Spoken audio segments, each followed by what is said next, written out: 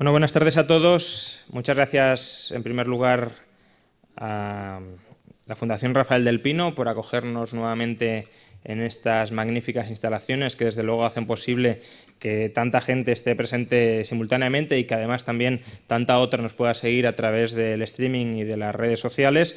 Y también, por supuesto, muchas gracias y muchas felicidades al Austrian Center por organizar nuevamente este exitosísimo Free Market Roadshow. Muchas gracias no solo por traerlo a Madrid, sino también por llevarlo por toda Europa en defensa de las ideas de la libertad, en un momento donde esas ideas de la libertad se ven especialmente amenazadas en todas partes por las nuevas oleadas liberticidas, que además tienen un enemigo común, que es ese enemigo común al que voy a defender en esta primera breve conferencia, que es la globalización.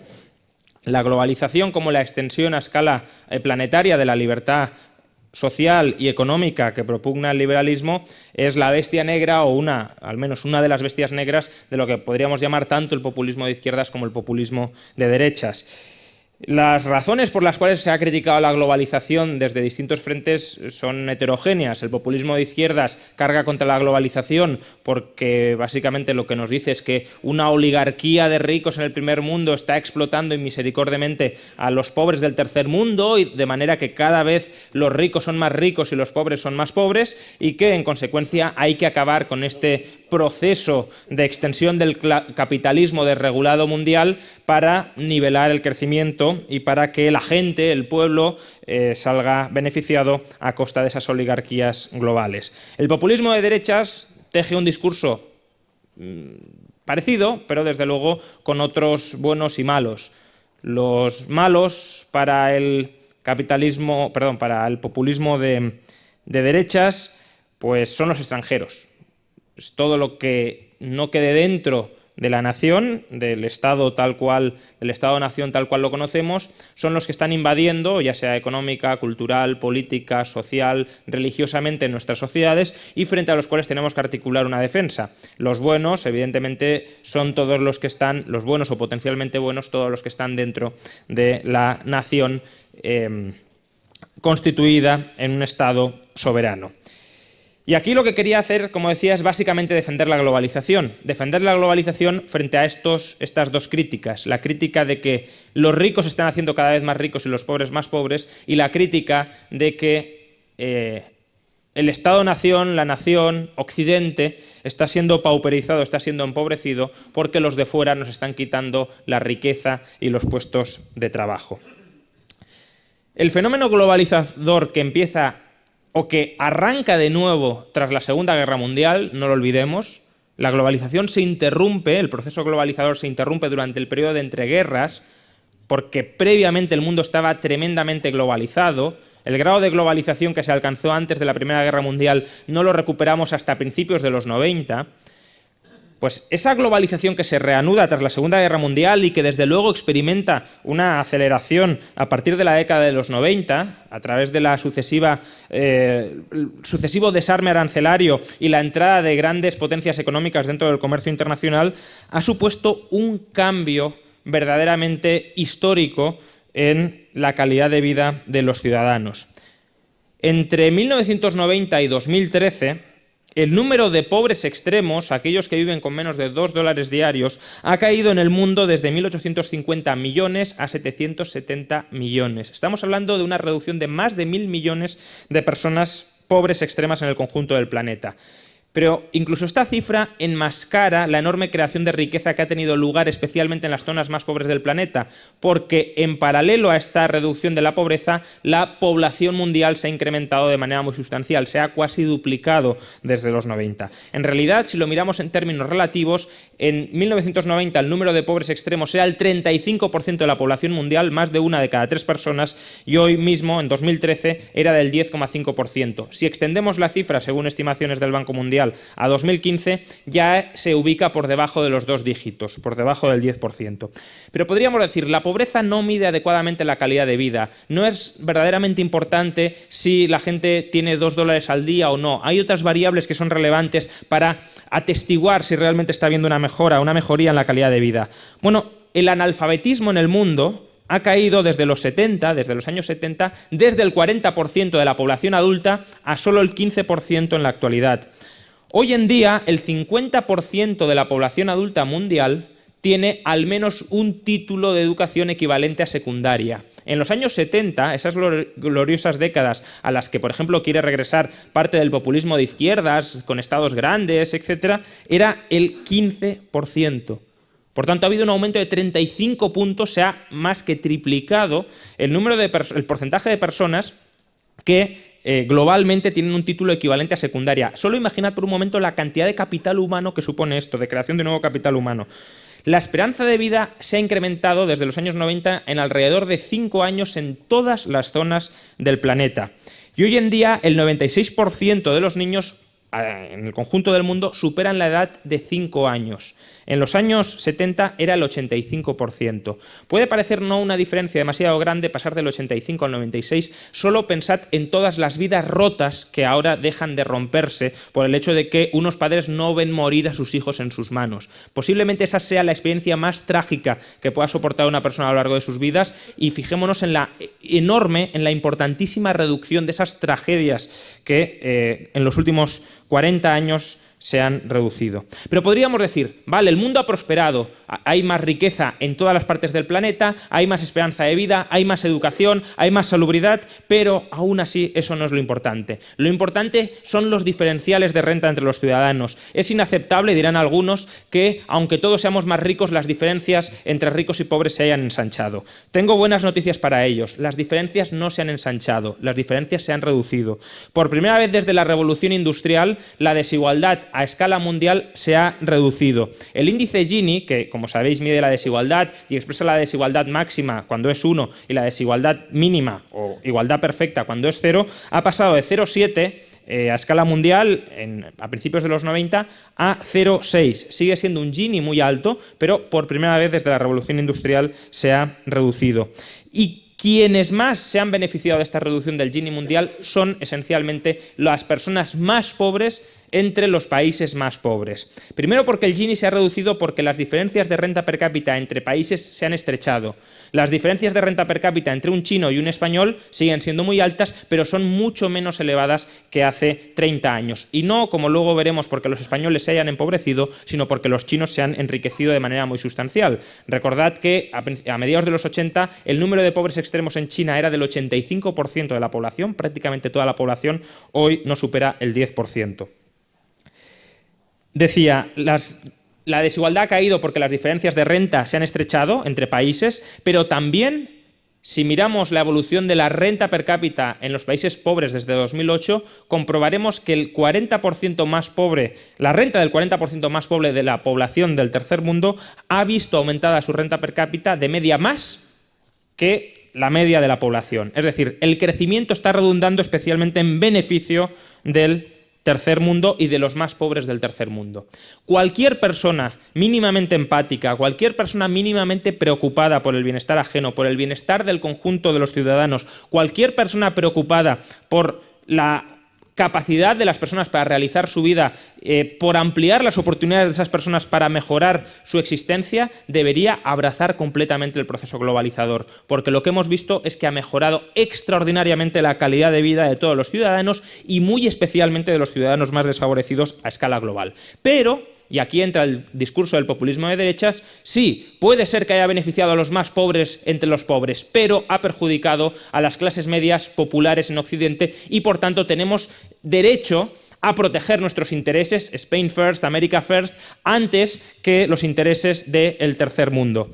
Y el argumento que se emplea para justificar este presunto empobrecimiento como consecuencia de la globalización de la renta per cápita del primer mundo es, probablemente lo hayáis escuchado en alguna ocasión, el famoso gráfico del elefante de Milanovic. ¿Qué expresa este gráfico? Bueno, básicamente que si representamos la distribución mundial de la renta por percentiles, el dibujo que obtendremos, el dibujo de la variación de esa renta per cápita en los últimos 30 años será que la renta per cápita, los ingresos de los ciudadanos más pobres del planeta han aumentado mucho, los ingresos de los ciudadanos más ricos del planeta también han aumentado mucho, pero los ingresos de las clases populares del primer mundo, entre los percentiles 70 y 85 de la distribución mundial de la renta se han estancado o incluso han retrocedido. Y eso nos dicen, ilustra que la pauperización de las clases populares del primer mundo ha ido correlativa con el enriquecimiento del tercer mundo y con la constitución de una oligarquía extractiva ultra rica en el primer mundo. Este gráfico tiene una trampa que es fundamental y que es básico denunciar porque todo el mundo está utilizando este gráfico como argumento contra la globalización y no es un argumento. ¿Cuál es la trampa de este gráfico? Que el estancamiento o el retroceso de los ingresos en los últimos 30 años de las llamadas clases medias o clases populares occidentales se debe esencialmente a dos sesgos, a dos distorsiones, y es la inclusión de los países exsocialistas y de Japón. Los países exsocialistas en los últimos 30 años evidentemente han visto cómo sus ingresos per cápita se han estancado. ¿Por qué? Porque las estadísticas de los países socialistas estaban absolutamente manipuladas y por tanto sus datos de renta per cápita eran ficticios. Y tras abandonar el socialismo, la renta per cápita de esos países se desplomó estadísticamente y solo ahora sobre el papel, es decir, sobre el papel original, ha empezado a recuperar el nivel que ya digo teóricamente tenía al principio. Por tanto, estos países han supuesto un freno al aumento de la renta per cápita global en Occidente. Y luego Japón, un caso que ilustra el fracaso más absoluto de las políticas keynesianas en su estado puro. 25 años de economía estancada a pesar de haber implementado todos los planes de estímulo fiscales y monetarios habidos y por haber. Es absolutamente indignante que el populismo de izquierdas o el populismo de derechas culpe a la globalización de lo que son los fracasos estrepitosos del intervencionismo estatal. Porque lo que estamos hablando es de que estadísticamente la renta per cápita de las clases medias occidentales se estanca por incluir en ese cómputo dos fracasos del intervencionismo estatal, el derrumbe del socialismo y el derrumbe del keynesianismo en Japón. Si excluimos esos dos casos, comprobaremos que la renta per cápita en Occidente, en todos los percentiles de renta, es decir, entre ricos y pobres en Occidente, ha aumentado en los últimos 35 años en torno a un 40-45%. La globalización no ha empobrecido a Occidente en general. Por supuesto, habrá desplazado a algunos trabajadores de industrias que hayan quedado absolutamente barridas por la competencia, pero en general Occidente, todos los ciudadanos de Occidente se han enriquecido enormemente con el proceso de globalización, por mucho que ahora intenten engañarnos con lo contrario, confundiendo los efectos de la crisis económica actual con los efectos ultra beneficiosos de la globalización. Ni siquiera cabe decir que la desigualdad haya aumentado en Occidente durante los últimos 30 años.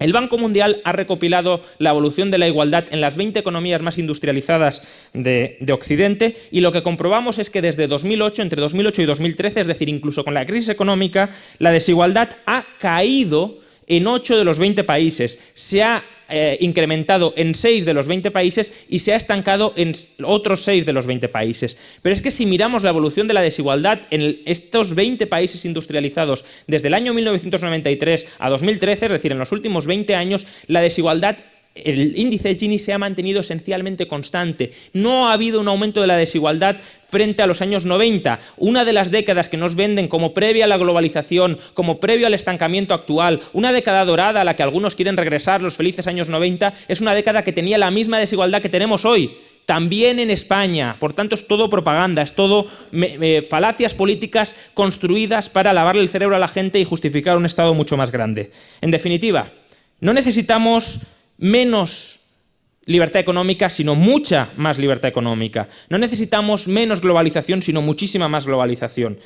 El bienestar, e incluso diría más, la vida de centenares de millones de personas depende críticamente de que en las próximas décadas consigamos que la libertad económica y la globalización siga penetrando por todos los rincones del planeta. Muchas gracias.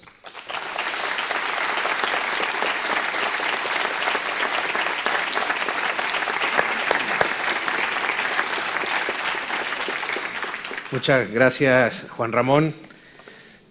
Buenas tardes a todos los hijos de la libertad que estáis aquí, que os habéis dado cita en este magnífico auditorio de la Fundación Rafael del Pino, que son nuestros anfitriones. Dar las gracias a Free Market Roadshow por su iniciativa, que cada año nos convoca a reflexionar sobre las ideas liberales, sobre la libertad y sobre la situación de esta en el mundo. También dar las gracias a Juan de Mariana por su implicación en la organización de este encuentro y a todos los amigos que formáis parte de las instituciones que apoyan esto, como no a Vicente Montes de la Fundación Rafael del Pino, que nos acaba de dirigir unas palabras, y a María del Pino, su presidenta. Y vamos a dar comienzo a la primera mesa redonda. Estamos ante el fin del libre comercio. Es un título un tanto apocalíptico, pero bueno, vivimos tiempos confusos de confusión, de populismos, donde las soluciones fáciles a los problemas complejos parecen surgir a la vuelta de la esquina. Y quisiera simplemente, a modo de introducción, recordar quiénes son los campeones del mundo en este momento de lo que yo creo que es el inicio de un proceso de desglobalización. No vamos a decir que se ha iniciado un proceso de regresión de la globalización, va a ser difícil que desaparezca Internet, desaparezca la tecnología, las comunicaciones, los aviones modernos, los barcos.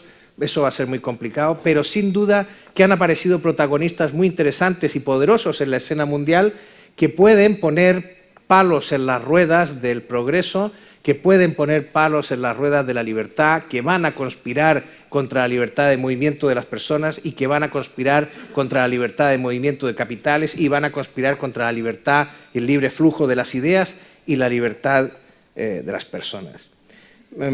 Quiero citar el primer campeón es sin duda Vladimir Putin, que es el líder ruso, que es una persona que cree en el Estado analógico, en un Estado con bordes bien definidos, con una autoridad bien definida, y si dejas de creer en este Estado-nación a la usanza del siglo XIX, te parte el cráneo con un palo, como están comprobando en Ucrania.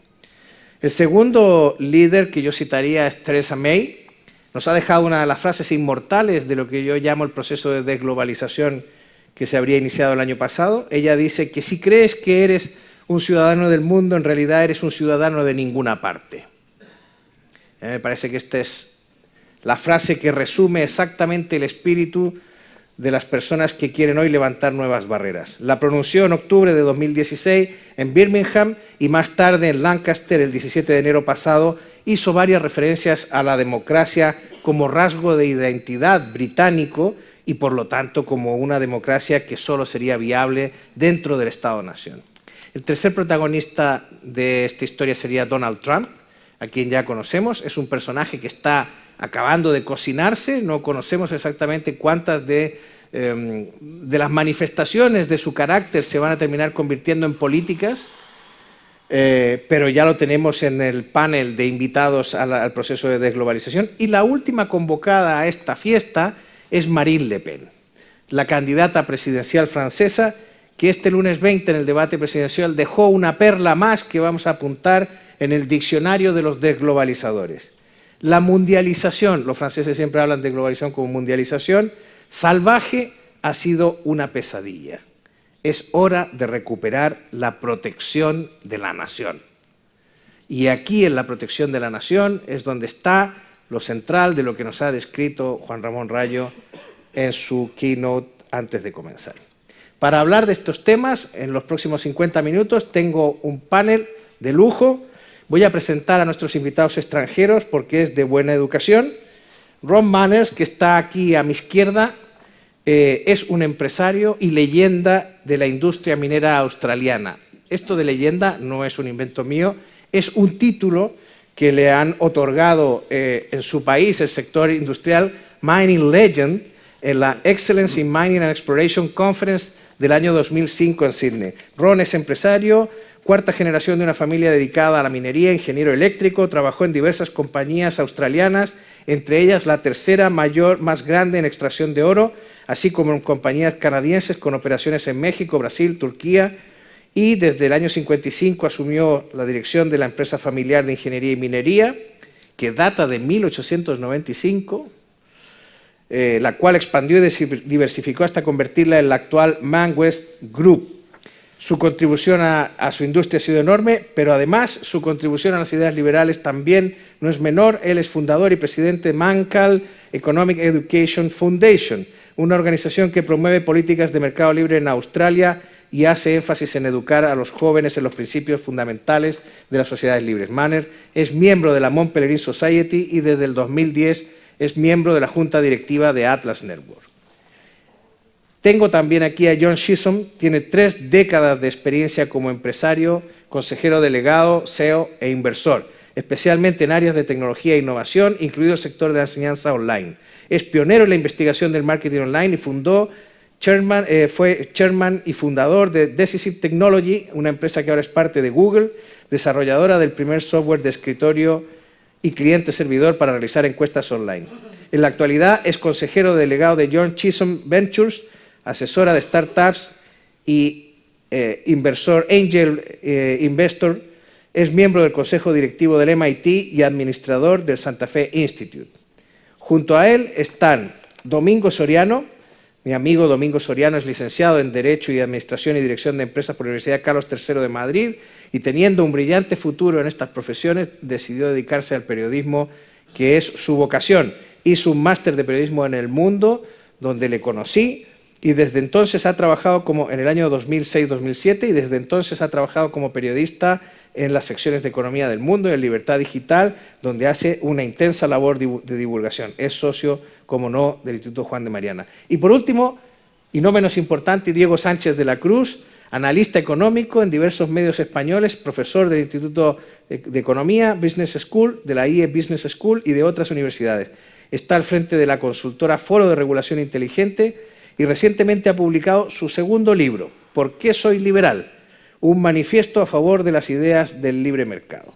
Diego es periodista también por la Universidad Antonio de Nebrija y máster en Relaciones Internacionales. Con todos ellos vamos a hablar hoy. Y me gustaría dirigir la primera pregunta a Ron, a quien le agradezco que esté aquí. Además, siento un gran placer de hablar con una persona con su experiencia. Y la primera pregunta, Ron, es que espero que traduzcan bien, es: ¿crees que ha comenzado un proceso de desglobalización? I must congratulate you. The translators have firstly the challenge of translating from Australian to English and then from English to Spanish. So, good luck. But this is a serious question.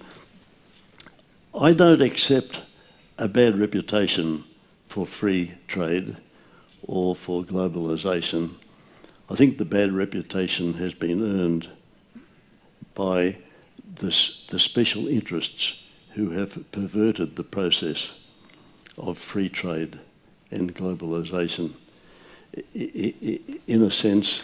And I think it's best, I'm not sure, very few universities in Australia teach in economics the public choice theory, but I hope that your universities teach the public choice theory because it explains how concentrated benefits go to certain people who work very hard to bring in and maintain legislation which is sometimes very bad policy, but they spread the costs of these bad policies over millions of people like us, and we bear these costs, but we don't march in the street because we're too busy doing our own business.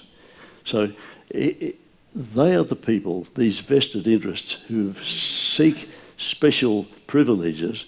They are the people that work so hard to bring in these policies that we sometimes say, how did that ever get into Parliament? How did that get past Parliament? It's the same explanation of how some of the worst people get to the top, because they work harder to get there because they have an interest in getting there. The really good people have got enough self-esteem. They don't have to work hard. They wait to be invited. So that's my answer to your question. Muchas gracias, Ron. John, ¿crees que se ha iniciado un proceso de desglobalización?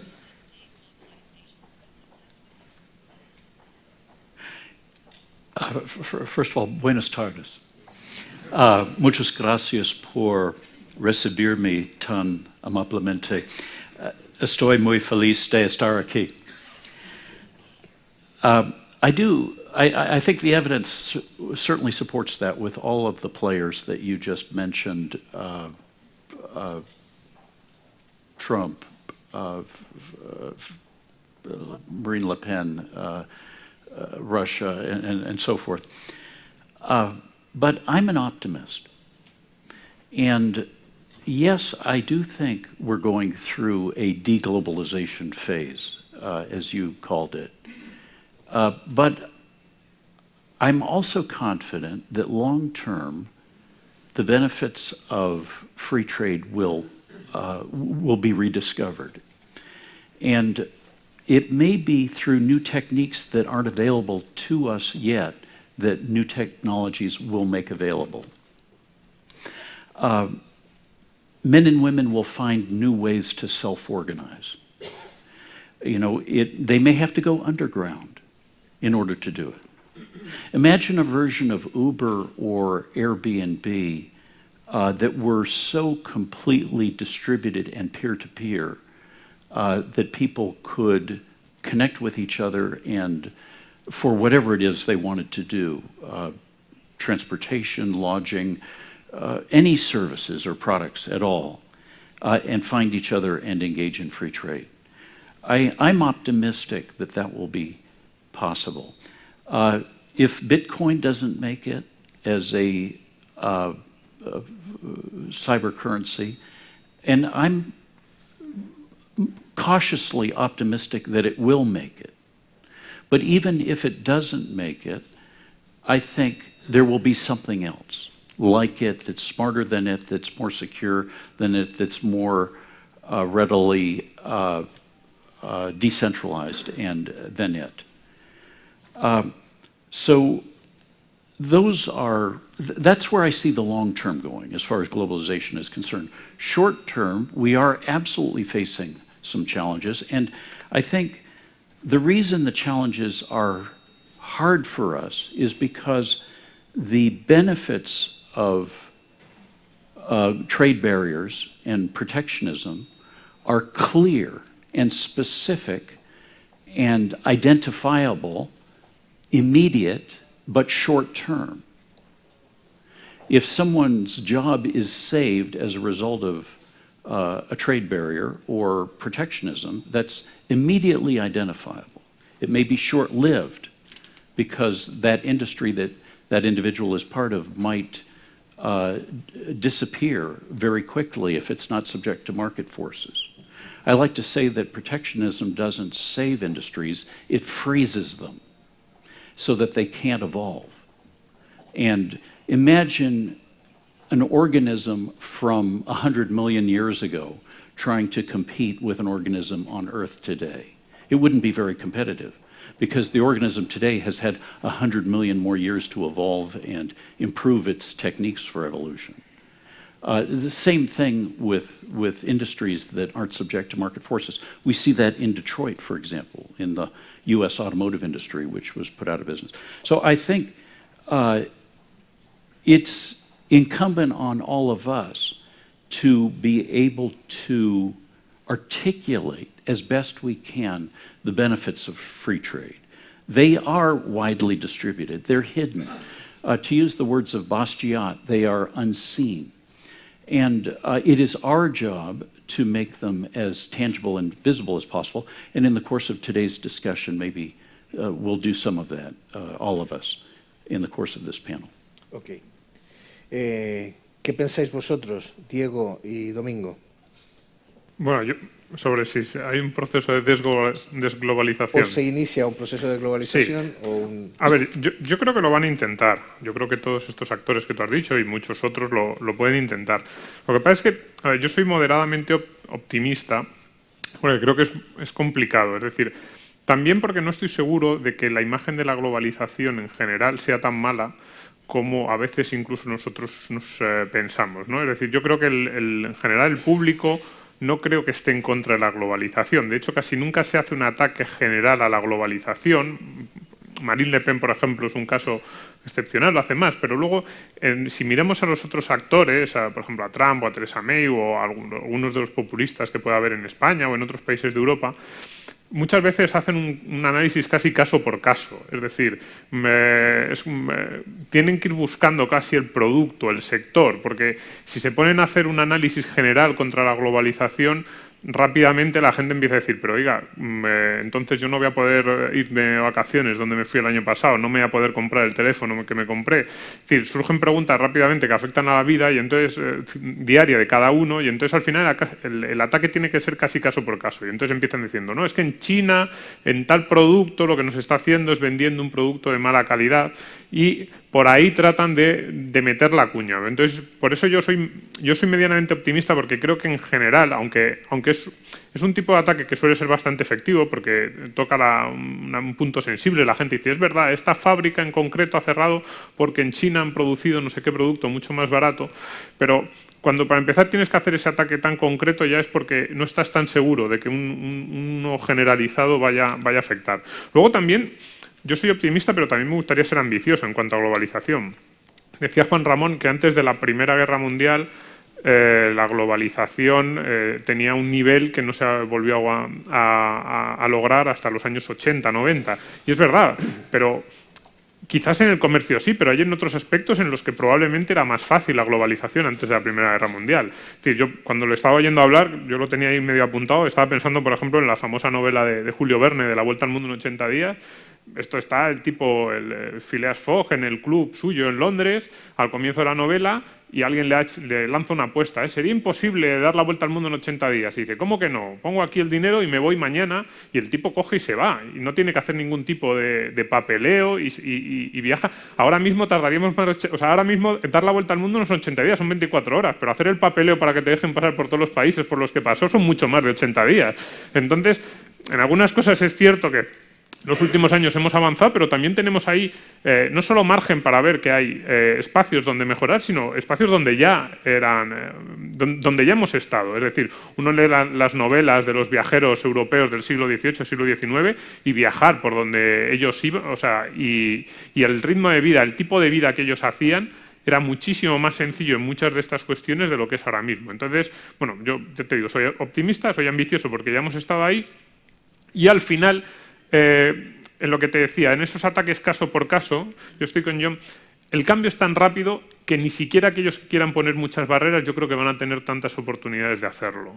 Es decir, tú dices, no, yo voy a poner ahora Uber, un caso muy clásico, u otro tipo de empresas. Si es que a Uber casi, el día que acaben de ponerle a Uber las barreras para que deje de progresar, ya va a haber coches autónomos. Entonces se inventarán otra, pero los procesos de cambio que se están produciendo también me hacen ser optimistas porque son más rápidos que la imaginación de los burócratas. Entonces yo ahí pues confío en que también nos sepamos ir escabullendo hasta que el peso específico de esos datos que ha dado Juan Ramón, y que yo creo que van a seguir mejorando en los próximos años, hagan imposible que nadie se plantee esa vuelta al proteccionismo. Diego.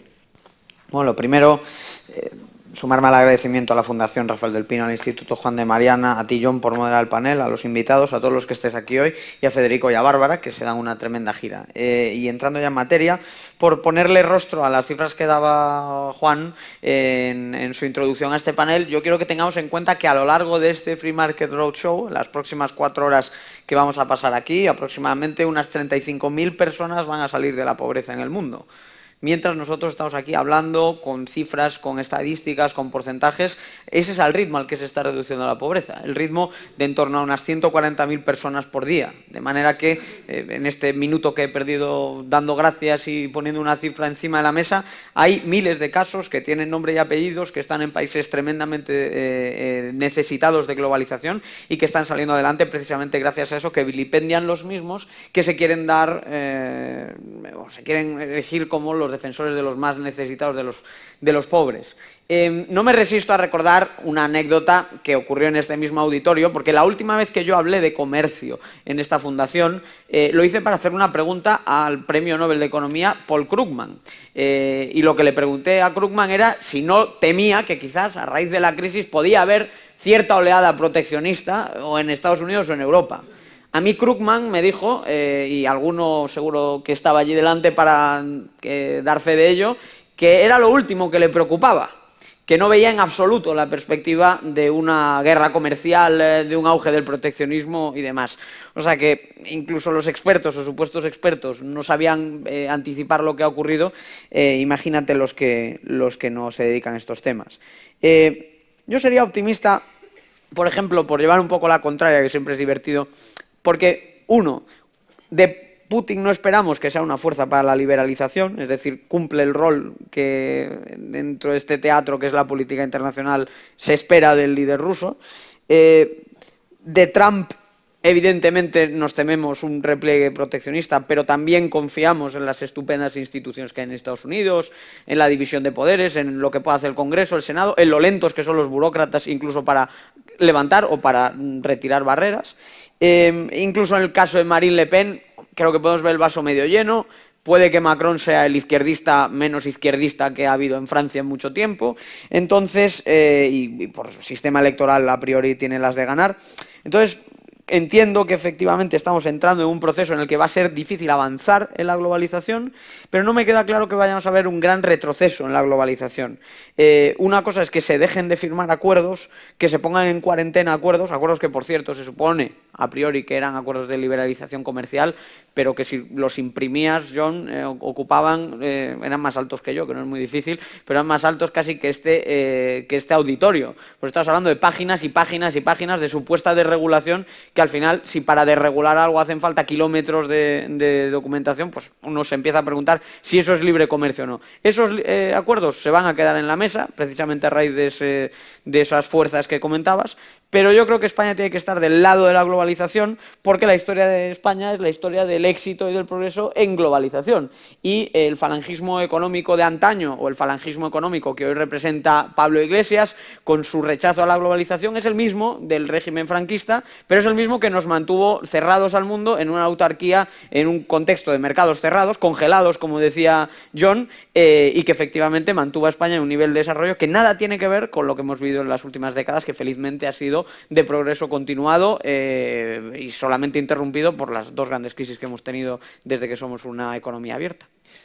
Ha hablado Juan Ramón Rayo de la tesis de Branko Milanovic sobre el elefante, ¿no? Que dice que las clases medias han sido los más perjudicados, las clases medias occidentales, los más perjudicados por la globalización. ¿Esto es así? ¿Hay perdedores de la globalización? ¿Forgotten, como dice Trump? Como ha dicho ahora Le Pen en Francia, los que han perdido la protección de la nación. ¿Hay estos perdedores, losers, en las clases medias occidentales? There are some losers, absolutely, but they're not caused by globalisation or free trade. Globalisation and free trade, and I've been fortunate enough to be part of this process in the mining and exploration around the world, where the average mining company board now has directors from so many different countries. We all share technologies. That enables us to use the very best exploration techniques, drilling techniques, metallurgical techniques, marketing techniques for the metals. We're mining deposits that 20 years ago were sub-economic and would never be mined. We're surrounding ourselves with new townships, new schools, new generations of young people who they used to be educated to age 8, and now they're educated to age 16. I see so many advances. These are the middle-aged people who have been lifted by the productivity process that's been generated by globalisation and free trade. The people that have missed out not because of globalisation and free trade. They've missed out because politics is broken. Politics is broken in my country, Australia. From what I've learned recently about Spain, politics is broken in Spain. If you measure it by the things that governments do well, one is that they do very well at stealing our money. In Australia, an economist some years ago said that if the government steals more than 25% of our money, the country is doomed. In Australia, we're beyond that, we're 26.5% is the government stealing. But worse here is 43% of your money is being stolen by your government. The people that are paying the huge burden in just seeing their money consumed by government, they're the people, they're the forgotten people. They're the people that my heart reaches out to. They're the people that must develop a voice, and they haven't got it in a situation where politics is broken as it is. We must repair politics. We must drive the politicians into a corner where they do only the limited few legitimate things that governments can do best, and we must seize back from them and do all those things that we should be doing for ourselves. Thank you. ¿Qué le decimos, John, a los que son convocados como perdedores de la globalización en estas clases medias? Well, there absolutely are some losers of free trade in the short term. But all of us are winners in the long term.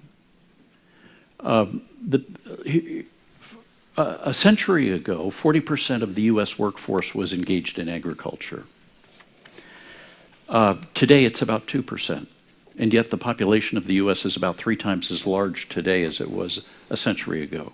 So 38%, 40 minus 2% of those people, it's not exactly that, but a huge number of people in agriculture have lost their jobs over the last century. Is that a bad thing? Well, no, because they've moved on to better jobs in manufacturing and IT, jobs that have more value add, jobs that let them earn more money and enjoy a higher quality of life. So there are losers in the short term, but all of us are winners in the long term in 2 ways. One, in greater choice of products and services from free trade, and 2, lower costs of products and services. Take the iPhone, for example. The iPhone would be impossible without globalization. The iPhone uses about 75 of the elements in the periodic table. That's about 2/3 of the elements in the periodic table. There is no country on earth that has all of the elements required to make an iPhone. You have to have free trade to have an iPhone. If we tried to make an iPhone all in one country, say the United States, well, first of all, it wouldn't be an iPhone because it would have to use other substitute materials, and 2, it would be considerably more expensive than it is today, so it would be less accessible. So we've enjoyed more choice and also lower costs. You know, we forget that if we can get goods and services lower cost by going overseas, that frees up capital here that we have to invest in new products and technologies. That helps our local economy.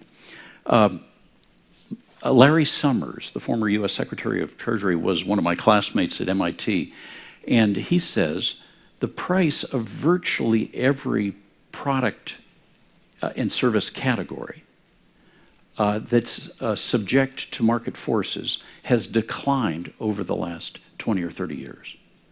It's only the ones that he calls politically inflected, the ones that are insulated from exposure to market forces where prices have not gone down. Those are things like healthcare, housing, education. In these areas, we've seen a skyrocketing of costs because they're not subject to market forces. So these improvements in quality of life don't necessarily translate into increases in GDP or GDP per capita, but they improve quality of life nonetheless. I mean, who would rather have a television from 1980 as compared to one from today? Probably no one. Doesn't have as many challenges, as channels, as many features. Who would rather have a mobile phone from 1980 rather than one today? Well, probably none of us, because mobile phones didn't even exist in 1980. So you can see how our quality of life has improved thanks in large part to free trade and globalization. Many of the improvements nowadays in particular do not increase GDP. They either don't affect it or they may decline it. So, for example, when the camera got incorporated into the mobile phone, that decreased GDP because the sales of cameras now are much smaller than they were 20 years ago before they were incorporated into cell phones. All the sharing economy, all the virtualization of products and services and entertainment, education, increasingly healthcare, and so forth, are either not increasing or decreasing GDP. So GDP per capita is less and less a good measure of quality of life. Domingo. Sí, a ver, yo creo que hay, yo no sé si, lo que no tengo tan claro es que sea culpa de la globalización, pero es evidente que tenemos un problema en Occidente en algunos aspectos del mercado laboral de nuestra sociedad que no estamos sabiendo incorporar en general como sociedad. Ya digo, yo no tengo tan claro la culpa, pero yo ayer veía algunos datos que me parecen preocupantes. Por ejemplo, el tema de la tasa de ocupación en Estados Unidos. La tasa de ocupación de los mayores de 20 años en Estados Unidos ha pasado del 66 al 62% desde el año 2000. Ha bajado 4 puntos la gente que está trabajando de más de 20 años. Incluso en la franja de edad fundamental, por así decirlo, principal del mercado laboral, de 25 a 55 años, hay menos gente ahora mismo trabajando, menos porcentaje de población trabajando del que había hace 15 años. Eso es muy preocupante. Es decir, ¿por qué no somos capaces de integrar? Y además muchos de esos que han salido del mercado laboral, efectivamente, son ese retrato del perdedor clásico que se hace, que es una clase media-baja, de un territorio industrial, que probablemente trabajaban él o sus padres en el sector industrial o similar y que ahora se ha quedado desubicado. Entonces yo creo que ahí sí que hay una reflexión de qué nos está pasando para no ser capaz de incorporarlos, porque además ahora mismo Estados Unidos tiene un paro muy bajo, está en cifras históricamente muy reducidas, pero es que por cada parado entre 25 y 55 años que hay en Estados Unidos hay 2 ninis, 2 personas que no están haciendo nada, ni siquiera buscando trabajo, pero tampoco ni formándose ni trabajando. Yo creo que ahí tenemos un reto y plantearnos cuánto ha podido afectar la globalización a esa gente. Yo creo, de verdad, que no tanto, pero que muchas de esas personas sienten que sí, que la culpa es de los chinos porque están haciendo los productos más baratos. Eso yo creo que sí, que también es evidente. Claro, ahí lo que tenemos que construir es un discurso. Oiga, ¿cuánto el problema de esta sociedad forma parte de que los chinos ahora están vendiendo aquí o que han desplazado, que han cerrado la fábrica del pueblo, y cuánto es problema de las ineficiencias dentro de esta sociedad, de la falta de ajuste, de las rigideces que hay ahora mismo en muchos sectores de las economías occidentales que hace unos años no había. Es decir, probablemente nuestra capacidad para afrontar determinados cambios sí que ha ido reduciéndose. Desde el punto de vista legal, pero también desde el punto de vista social, de cada uno de nosotros. Hablábamos antes del siglo XIX, podemos volver ahí, a lo que ocurría antes de la Primera Guerra Mundial. En Europa, cada vez que había un problema o una crisis macroeconómica a 1900, 1850, 1910, lo que hacían los europeos era salir en desbandada, por así decirlo, de sus lugares de origen. Es cierto que encontraban más facilidades para situarse en otros países, pero salían y se buscaban la vida con esperanza y creyendo que lo que estaban haciendo era correcto. Me imagino de tu familia, es un ejemplo. Yo tengo en mi familia personas pues, que eran alemanes que se fueron a Canadá. A mí me lo cuentan, como en 1915, 1920 sus bisabuelos, abuelos dijeron no, nuestro futuro está en Canadá, y cogieron los bártulos y se iban.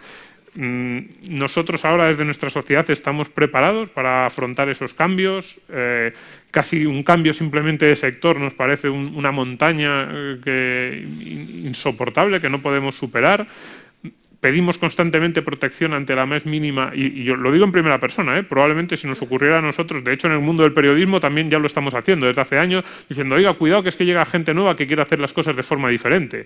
Entonces, a la más mínima contrariedad ya estamos reclamando que alguien nos ayude. Entonces ahí hay un proceso de reflexión que es evidente que no podemos tener esas cifras que he dado antes, por cierto, eran de Estados Unidos, pero en España pasa algo parecido. Es decir, la tasa de participación en España está cayendo. Hay menos gente trabajando entre la población adulta de la que estaba en porcentaje de la que había hace 10 o 15 años.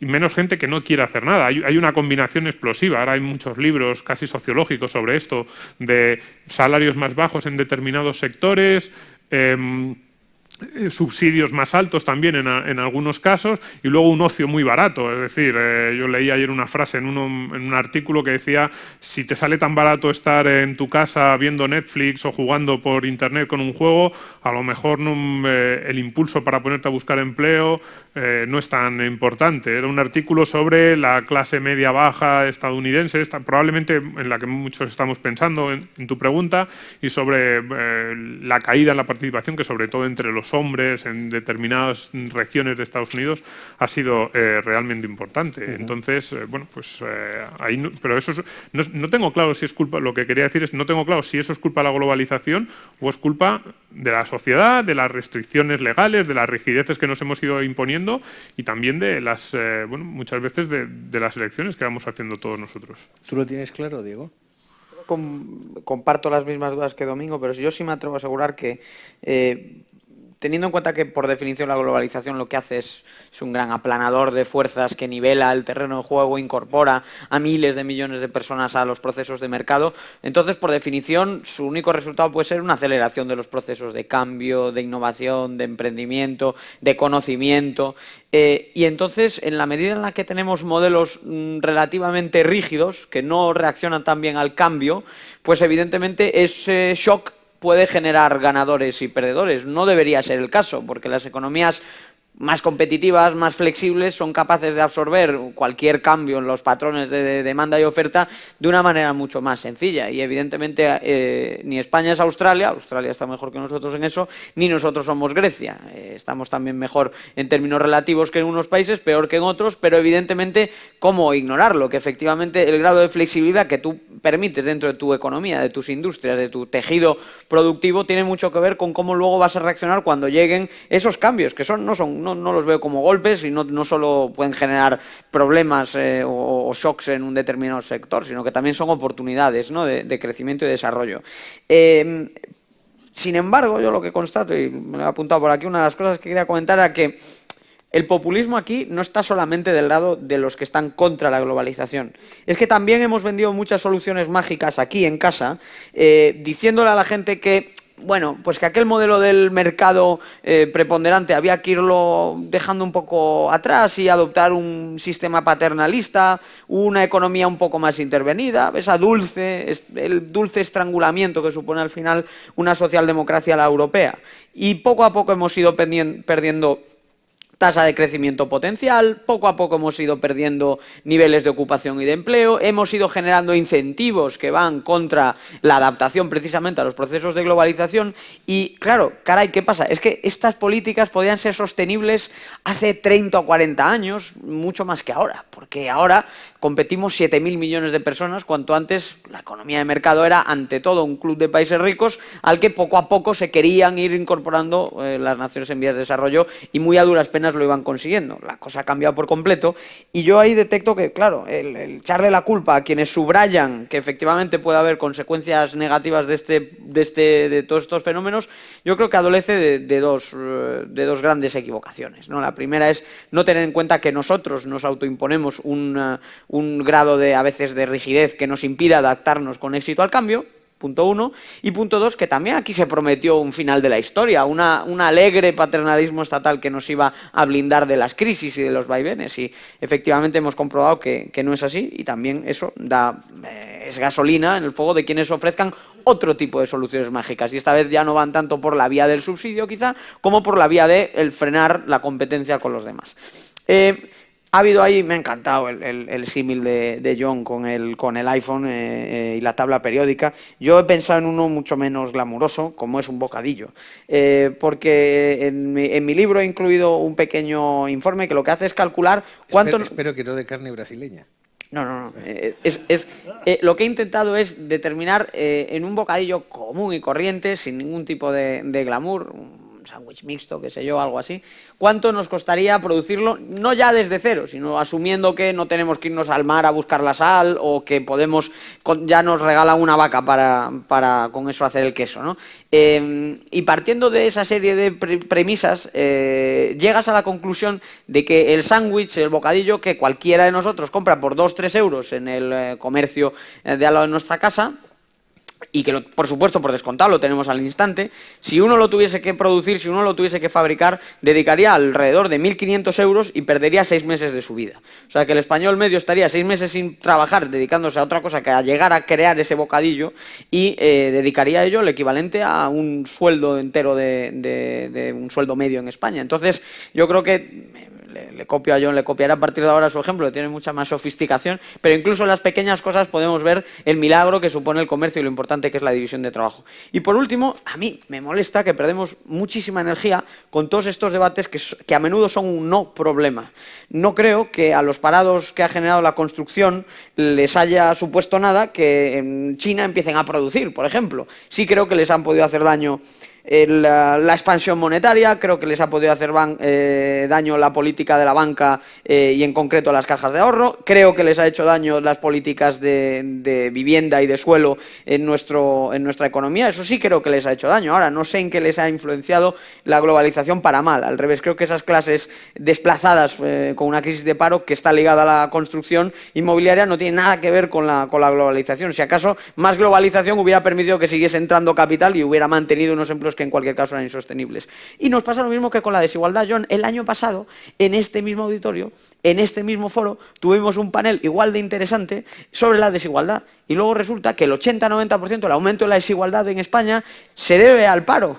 Y al final nos perdemos una tremenda cantidad de energía que podríamos estar dedicando a hablar, por ejemplo, de educación y de preparación, de reforma de los mercados de trabajo para absorber mejor los cambios tecnológicos y productivos, y no, se nos van las fuerzas y se nos va un tiempo precioso hablando de estas cuestiones, y creo que no sería una pérdida de tiempo hablarlo en estos términos, pero me temo que el discurso que estamos enarbolando aquí, los 5, no tiene nada que ver con cómo se suele plantear la globalización en la sociedad de hoy en día.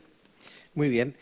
Advierto al público que habrá 10 minutos al final para hacer preguntas, dentro de 5 minutitos, y que según las normas de emisión de la televisión del streaming de la Fundación Rafael del Pino, el formular la pregunta se entiende tácitamente como la aceptación para los derechos de retransmisión de la imagen de la persona que pregunta. O sea que estamos vigilados. John, me pedías la palabra porque querías hacer alguna postilla a Diego. Well, when I think of unemployment, the first thing that comes to mind is entrepreneurship, because a disproportionately large percentage of new jobs come from small companies and startups. Well, I don't think we can blame globalization on a decline in entrepreneurship.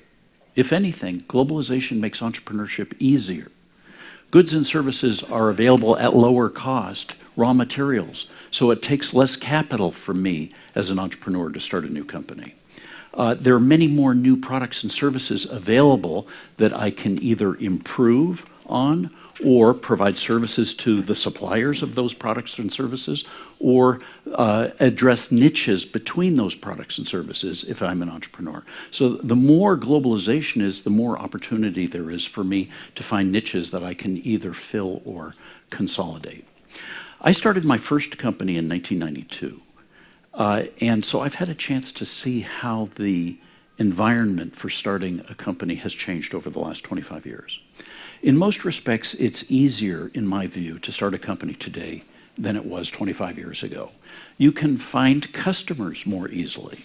We didn't have the internet 25 years ago. Now you can go online to announce what you have and to let people come to you. You can go online to find suppliers. You can see which potential products and services are available that you might be able to combine in novel ways to make your new product or service. You can see which investors have an interest that aligns with yours. You can outsource complete departments that don't align with your competitive advantage, so you don't have to waste time doing those things. Let someone else handle them. In all of those ways, entrepreneurship has become easier in the last 25 years. There's only one sense in which entrepreneurship has become harder in the last 25 years, in my experience, and that's regulatory compliance. Let me use just two examples. One, a worker status law. This is the law in the US that determines whether a worker is an employee or a contractor. So if they're an employee, the employer is responsible for all kinds of benefits. If they're a contractor, it's simply a transaction with the individual employee, with the individual, just as if it would be if they were a third-party supplier. Well, there's a 6-page form in the US, the worker status form, IRS form SS8, that has to be filled out for every single employee to determine whether they're an employee or a contractor. If you want to make the case that they're a contractor, if you don't want to take the risk of mischoosing, you can hire another firm who will hire the individual as an employee, and then you hire that firm as a contractor. An expense and hassle for a young entrepreneur that's certainly a challenge and may be insurmountable. So, and I could give dozens of examples. They vary from industry to industry of all the different forms of regulation that have made starting businesses harder. One more example, licensing. Now, over 2/3, I understand, of the positions in the US require people to have a license to practice whatever it is they do, whether it's a nurse or a massage therapist or whatever. Even braiding hair, a practice as safe and innocuous as braiding hair, which has been around for thousands of years, in over half of the US states, requires a license. Well, many of the people braiding hair are young black women. And to get a license in some states, a cosmetology license, might cost thousands of dollars.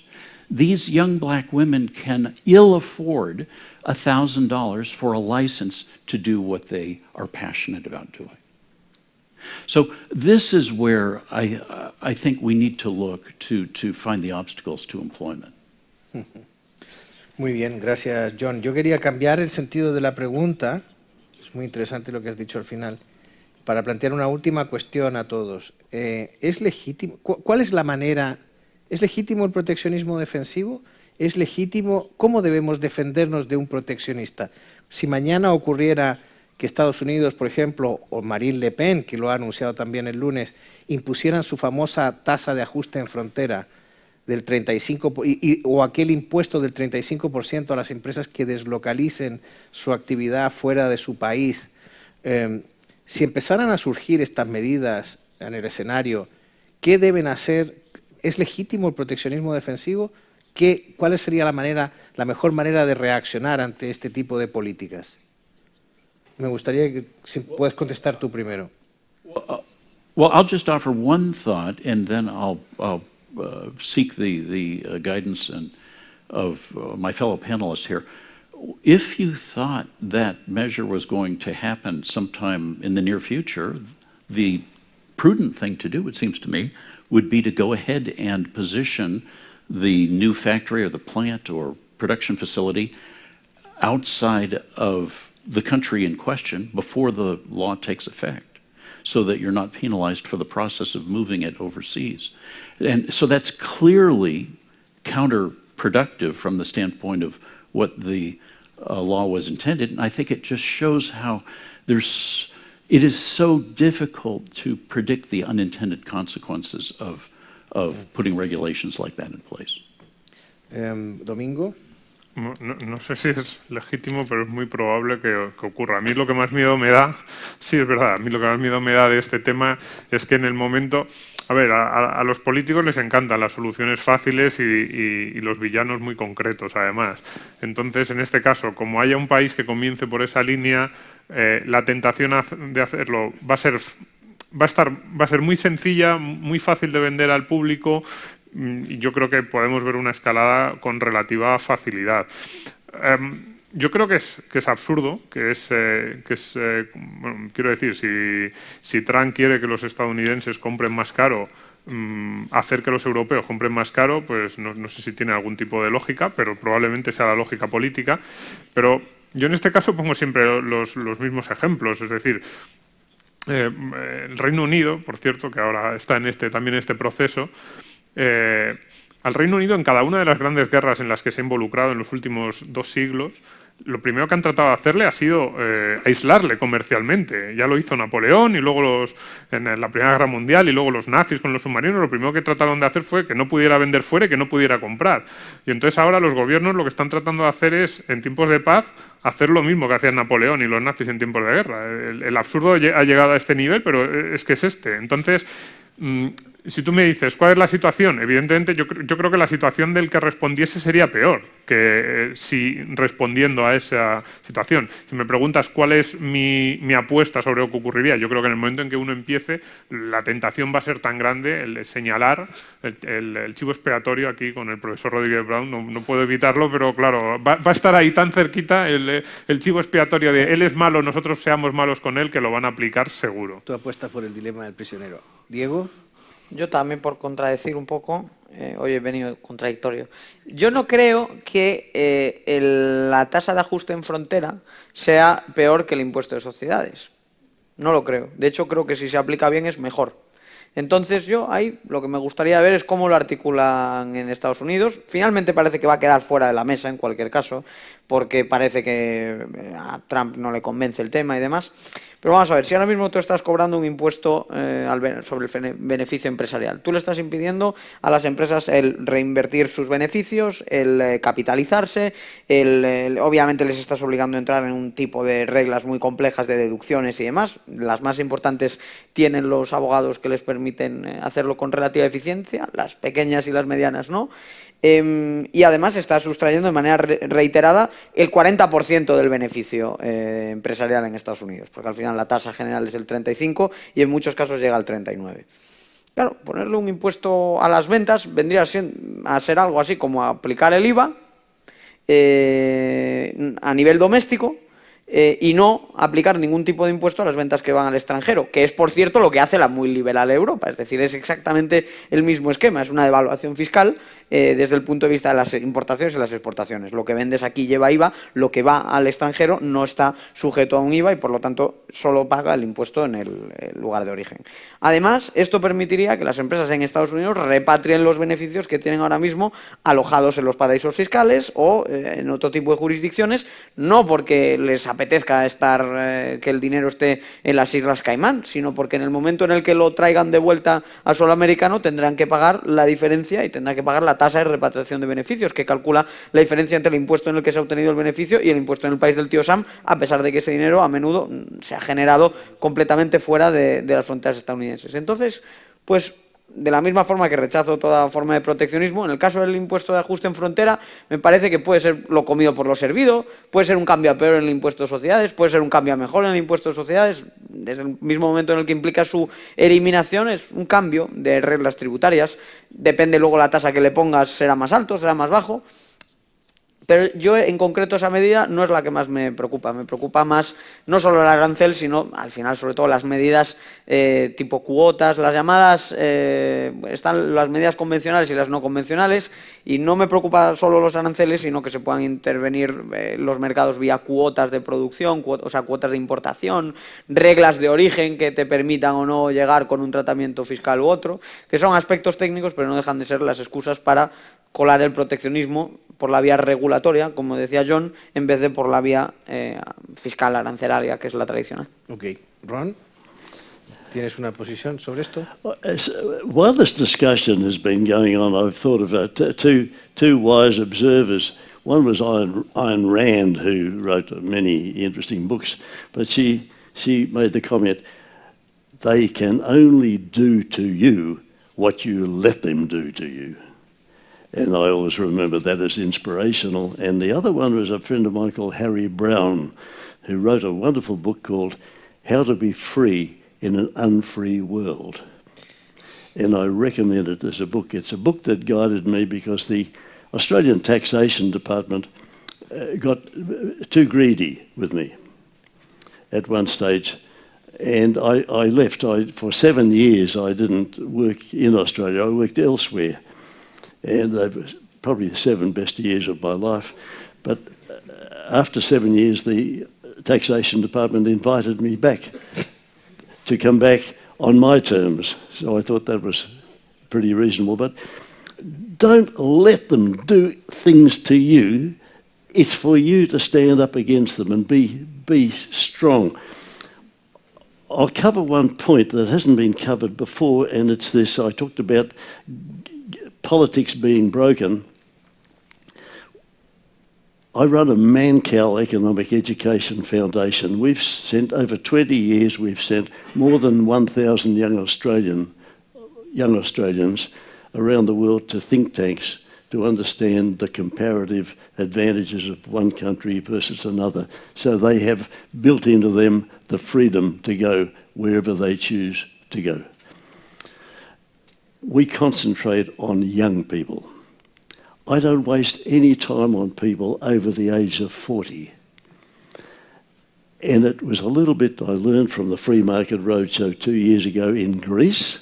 I learned there's a similarity in Greece to Spain, to Australia, and that is anyone over 40 are comfortable.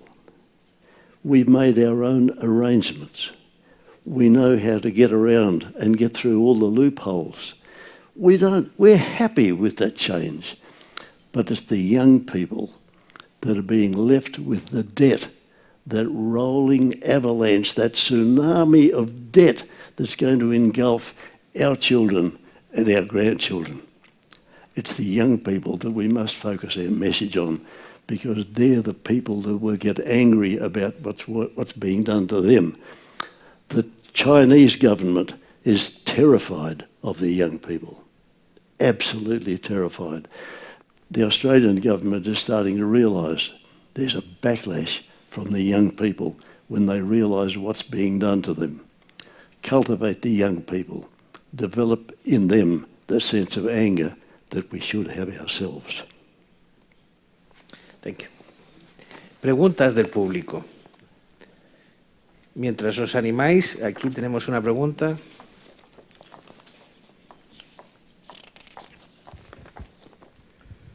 Muchas gracias, Francisco Rey, a todo el panel. He oído unos comentarios de John Chisholm hablando sobre cómo el proteccionismo se vende fácil porque es cortoplacista. Claro, esto me preocupa porque dentro de los sistemas democráticos la democracia también parece actuar de forma muy cortoplacista. Tenemos elecciones cada 4 años, periodos cortos, y los políticos, por lo tanto, solo piensan en periodos de 4 años, que no son suficientes para transformaciones, digamos, más largas. He oído los comentarios de separación de poderes, que existe, es verdad, como decías tú, en Estados Unidos, existe en el Reino Unido, pero es cuestionable que esa separación de poderes exista en muchos otros países, incluidas democracias establecidas como España, ¿no? Y por fin, otro fallo quizá de la democracia, que es el asunto de la información, porque ¿cuánta gente está viendo hoy esta charla? Y a pesar de todos los esfuerzos de la Fundación con la televisión y todo, ¿cuánta gente ve esto de verdad? ¿Y cuál es la información que está recibiendo el votante medio respecto a todos estos efectos? Y el votante medio, en general, se deja vender por las ideas más fáciles, más cortoplacistas, y el echar la culpa a los villanos, sean cuales sean los villanos que hay. Entonces, con todo ese caldo, de verdad me sorprende quizá el optimismo generalizado del panel. Esa es la pregunta para reflexión. Gracias. La pregunta es ¿por qué sois optimistas? Diego. Yo te di, entre otras cosas, un razonamiento basado en instituciones. Okay. Discrepo en que no haya división de poderes en España. Otra cosa es que es evidentemente, manifiestamente mejorable, pero no podemos ser tremendistas tampoco. Y se te olvida, yo creo, que existe otra capa de administración que es fundamental para nosotros en este sentido, que es la Unión Europea. La pertenencia a la Unión Europea a nosotros nos puede suponer en gran medida que la política comercial que tiene España sea mucho más liberal de lo que sería si dejásemos que esos votantes de los que tú hablas, esos políticos cortoplacistas de los que tú hablas, tuviesen ellos en su mano el decidir qué hacen con el EU, con la moneda. Ya sabíamos lo que hacían con la peseta. ¿Qué hacen con las fronteras? Ya sabíamos lo que ha hecho España durante buena parte de su historia con las fronteras. Y entonces yo creo que no olvidemos que también estamos dentro de la Unión Europea, que tiene sus beneficios y también evidentemente muchos aspectos negativos, pero precisamente en el plano comercial yo creo que a España le supone mayor libertad económica. Es cierto que nos somete a aranceles comunes hacia el resto del mundo, pero también es cierto que han bajado ostensiblemente. Es cierto que está muy regulado efectivamente todos los aspectos del mercado único, pero es un mercado único de los más grandes de todo el mundo, y que creo que hay que tener esto en cuenta. No podemos ahora olvidarnos de esta cuestión. De hecho, me preocupa más la falta de unidad de mercado en España por la fragmentación que tenemos de regulación autonómica que la del otro corte. Y cuando hablamos de división de poderes siempre hay que tener en cuenta también la capa europea y también la división de poderes empresa-Estado, que no solo entre los tipos de poder legislativo, ejecutivo y judicial. Ejecutivo, legislativo, judicial. Ron? Yes. I am optimistic because I have somewhere to go. If I have further trouble with the Australian government at any stage, I already have my e-residency for Estonia. Where I know that if I wish... I love companies, by the way. I'm a bit like John. I love forming companies. And I know if it becomes any more difficult at any stage in Australia to form a company, I know that I can form one in Estonia in 15 seconds. So I'm comfortable, I'm optimistic, but you must have somewhere to go. John? Well, I don't think there's any substitute for education. And we have our work cut out for us to constantly try to make visible the invisible, again, or what is unseen, to use Bastiat's words. One other thing besides education that it seems to me is working in our favor or in free trade's favor is the accelerating pace of innovation. It's increasing inexorably as one idea can piggyback off of another idea more quickly thanks to high-speed communications, high-speed transport, online search, you name it. And so with the increasing pace of innovation, the benefits of trade barriers are becoming ever shorter.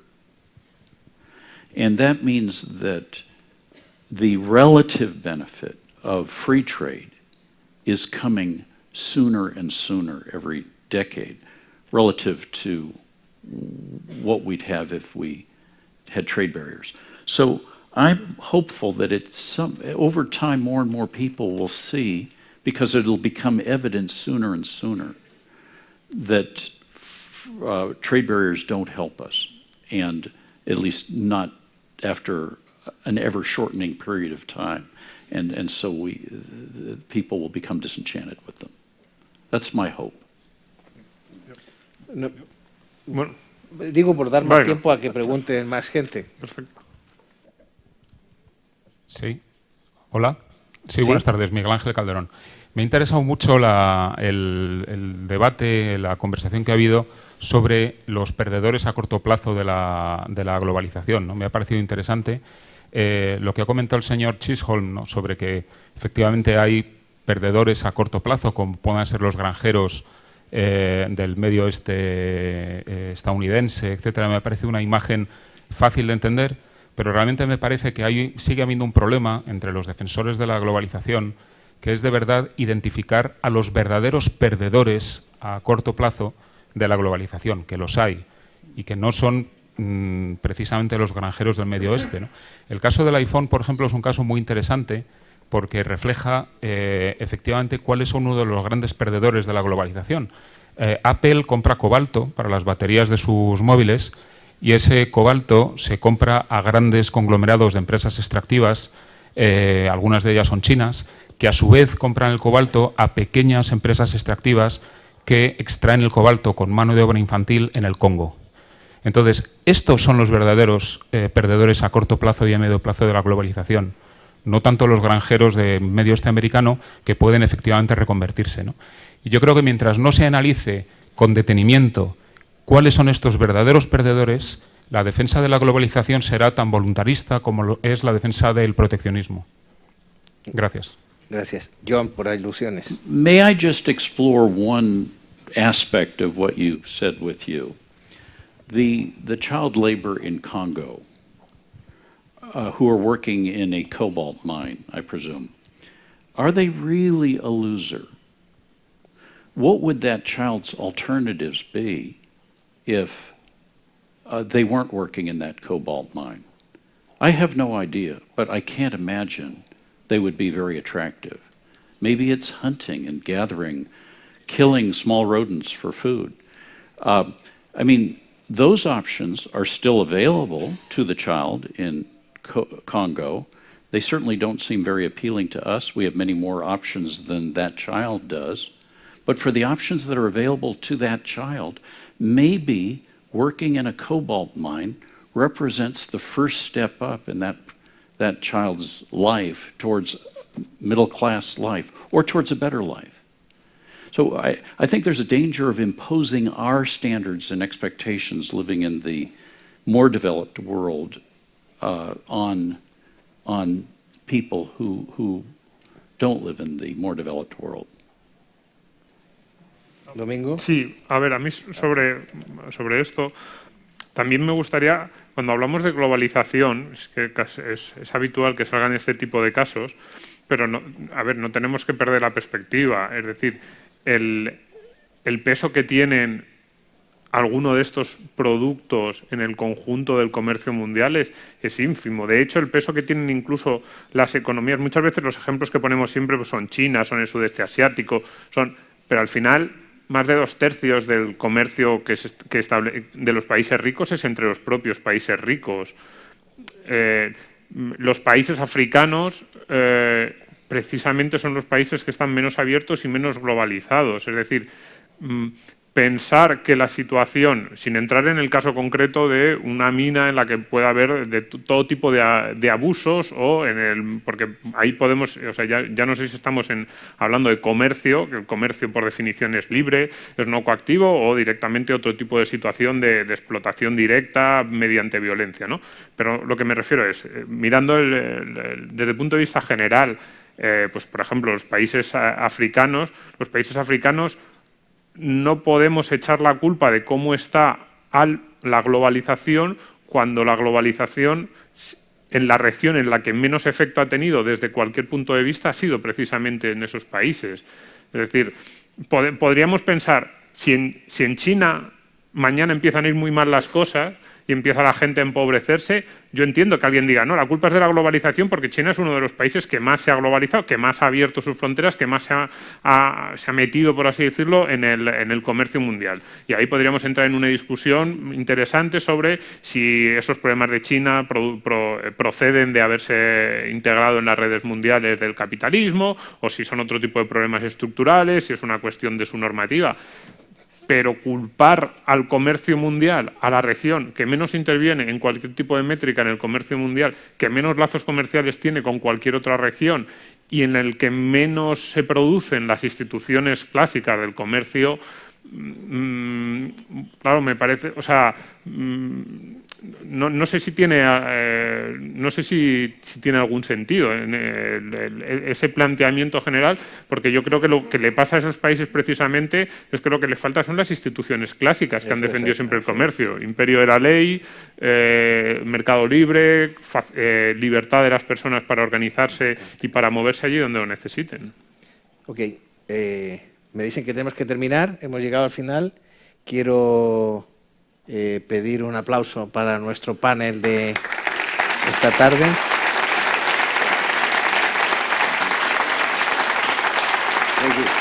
Thank you. Muchas gracias y damos paso a la siguiente mesa.